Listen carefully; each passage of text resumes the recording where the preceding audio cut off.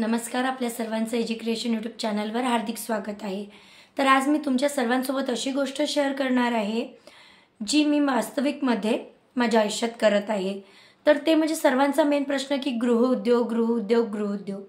जसं की खूप साऱ्या महिला आहेत आणि त्यांना गृहउद्योग करण्यासाठी खूप साऱ्या आयडिया असतात। त्या सतत इकडे तिकडे नुसतं बघत असतात की आपण नेमकं काय करायचं, कोणता गृहउद्योग सुरू करायचा। तर मी एक गृहउद्योग करणारी व्यक्ती म्हणजेच महिला आहे आणि मी आज अशा तुम्हाला गोष्टी सांगणार आहेत किंवा असं समजा की माझ्या गृहउद्योगाबद्दल मी तुम्हाला माहिती सांगणार आहे की ज्यामधून तुम्हाला फारसा फायदा होऊ शकतो, म्हणजे खूप सारा होऊ शकतो। तर चला बघूया। मी तुम्हाला सर्वात आधी माझे प्रोडक्ट दाखवते आणि प्रोडक्ट तयार केलेले मी कुठे सेल करणार आहे, कशा पद्धतीने करणार आहे, तुम्ही सुद्धा हे करू शकता याबद्दल मी डिटेलमध्ये माहिती सांगणार आहे। हे हेअर बेल्ट, हे लहान मुलींसाठी हेअर बो आहे, छोटे छोटे। त्यामध्ये वेगवेगळ्या व्हरायटीचे आहेत। त्यावर मी माझी प्राइस सुद्धा टाकलेली आहे। त्यावर स्टिकर लावायचे आहेत अशा पद्धतीने। हे आहे रिबिन पासून बनलेले सुंदर अशा पिन आहेत, त्यावर प्राइस टाकलेली आहे। या दोन येतात। यामध्ये मी हे सिंगलचे पॅकेट पॅक केलेले आहे। त्याचप्रमाणे हे दोन आहे हेअर बो। यामध्ये भरपूर सारे कलर, माझा खूप सारा माल असा बनवायचा आहे। या हेअर पिन्स आहे आणि हे देवाचे लोड ज्याला तके म्हणतो आपण, तर याची सुद्धा पॅकिंग केलेली आहे मी। यामध्ये खूप साऱ्या लेसचे प्रकार वगैरे आणि या देवाच्या पाठीमागच्या गाद्या, तर या गाद्या सुद्धा आहे यामध्ये। तर बचत गटा माध्यमातून मी हे सर्व करत आहे। तर आपल्या अमरावती जिल्ह्यामध्ये उमेदवारी स्टॉल भरवले जातात। तर मी एक बचत गटाची सदस्य आहे आणि त्या माध्यमातून मी हा व्यवसाय सुरू केलेला आहे। सर्वात आधी मी घरूनच या मालाची विक्री करत होती। नंतर मग मला याबद्दल माहिती मिळाली, तर मी मागल्या वर्षीपासून तेथे जात आहे आणि माझे स्टॉल लावत आहे। तेथे गेल्यानंतर तुम्हाला फक्त तुमचा माल घेऊन जायचा असतो। तेथे गेल्यानंतर तुमच्या राहण्याची, खाण्यापिण्याची सर्व व्यवस्था गव्हर्नमेंट करतो आणि तेथे तुम्हाला दूरदूरून लोक या स्टॉलला भेट द्यायला येतात। तर कधी कधी काय होतं, म्हणजे स्टॉल नुसतं विक्री करायला जाणे हा माझा उद्देश नाही आहे।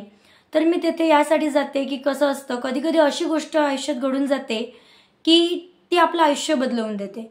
तर छोटे मोठे ऑर्डर घेत असताना आपल्याला कधी अशी व्यक्ती भेटून जाते की ती आपल्यापासून होलसेलमध्ये माल घेऊ शकते किंवा तेथे असं म्हणजे काहीतरी अनुभव येतातच, छोटे मोठे अनुभव येतात। काय कमी करायचं, काय जास्त करायचं, आपण आपल्या कामामध्ये कुठं चुकत आहे, आपण व्यवसाय करत असताना कोणकोणत्या गोष्टी लक्षात घ्यायच्या आहे, अनेक गोष्टी आपल्याला लक्षात येतात। तर अशा पद्धतीने तुम्ही तिथे माल विक्री करू शकता। तुम्हाला याबद्दल आणखी माहिती हवी असेल तर तुम्ही ज्या बचत गटात असाल तेथे तुम्ही तुमच्या बचत गटाचे अध्यक्ष असतात, सदस्य, इतरांपासून माहिती काढू शकतात आणि CRP SRP असेल तुमच्या बचत गटाच्या गावामधले, ते सुद्धा तुम्हाला माहिती देऊ शकतात। पशुसखी आहे, बँक सखी, यांना भरपूर अशी माहिती राहते। आणि मेन म्हणजे तुमच्या अंगामध्ये जो गुण आहे त्याला वाव मिळण्याचं ते खूप छान असं ठिकाण आहे। मी याची गावामध्ये सुद्धा विक्री करते आणि स्टॉल पण लावते। दरवर्षी स्टॉल येतात, कधी मुंबईला असतात, कधी कुठे।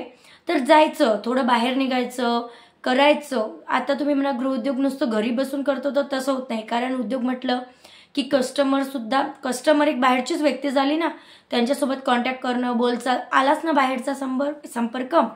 तर तशाच पद्धतीने आपण हे काम करत असतो। तर आमच्या चांदूर बाजार तालुक्यामध्ये मी याचबरोबर आणखी एक उद्योग करते, ते म्हणजे ज्वेलरी मेकिंग। आर्टिफिशियल हल्दी, मेहंदी, बेबी शॉवरच्या ज्वेलरी बनवते आणि त्याची सुद्धा विक्री करते।